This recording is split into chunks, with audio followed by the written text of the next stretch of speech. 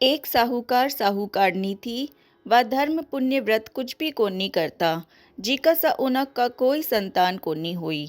एक दिन पड़ोसन मागी चौथ की कहानी सुन रही थी तो साहूकार ने पूछी कि ये के करो हो। वह बोली कि आज चौथ को व्रत है सो कहानी सुनू हूँ। साहूकार ने पूछी कि इसे के हो। पड़ोसन बोली कि अन्न धन्य संतान हो। जब साहूकार ने बोली कि मैं नहाई रह जाऊं तो सवा शेर को तिलकुटो करूं और चौथ को व्रत करूं। वह नहाई रहेगी। पीछे साहूकारनी बोली कि मेरे लड़को हो जाओ तो 2.5 शेर को तिलकुटो करूं, ऊका लड़को भी होगो। पीछे वह बोली कि हे चौथ माता, मेरा बेटा को विवाह हो जाओ तो 1.25 मन को तिलकुटो करूं। बेटा को विवाह मंडगो।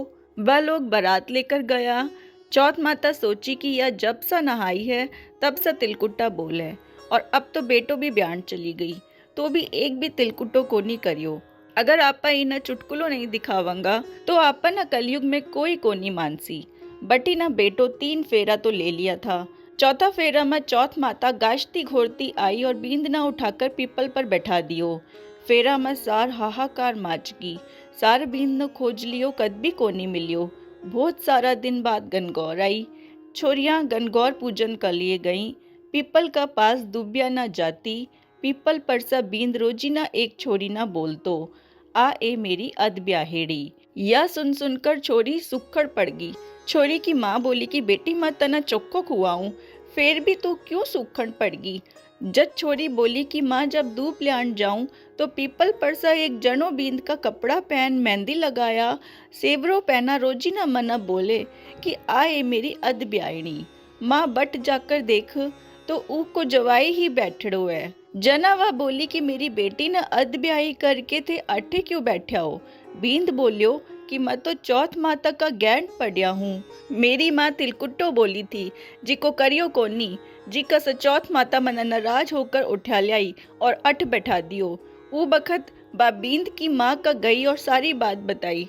साहूकार ने बोली कि हे चौथ माता, मेरा बेटा आ जाव तो मैं 2.5 मन को तिलकुट्टो करूं। छोरी की माँ भी 2.5 मन को तिलकुट्टो बोल दियो। चौथ माता राजी होगी और ऊ का बेटा न लाकर फेरों में बैठा दियो। बेटा को ब्याह होगो। पीछे ब लोग धूमधाम से चौथ माता का तिलकुट्टो करियो और सारी नगरी में हेलो फिरायो कि सब कोई चौथ माता का व्रत करियो, तिलकुट्टो करियो। हे चौथ माता, ऊका बेटा बहू मिलाया जी का सबका मिलाइयो। कहता न सुनता न हुंकार भरता न अपना सारा परिवार न मिलाइयो। इसके बाद बिंदायक जी की कहानी कहेंगे। 2 देवरानी जेठानी थी। देवरानी का धन थो, जिठानी गरीब थी। जिठानी गणेश जी की बहुत आराधना करिया करती। वह अपनी देवरानी का चून पीस न जाती। जी का कपड़ा सा चून छानती वो आपका घरा ले आती और आपका धनी न घोल कर पिया देती।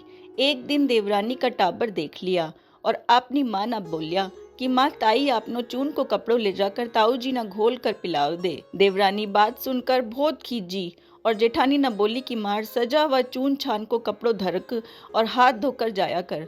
वह बैया ही करी। घर आ गई तो धड़ी बोलियो कि चून घोल कर दे। जेठानी बोली कि आज वह चून छानने को कपड़ों रख लिया।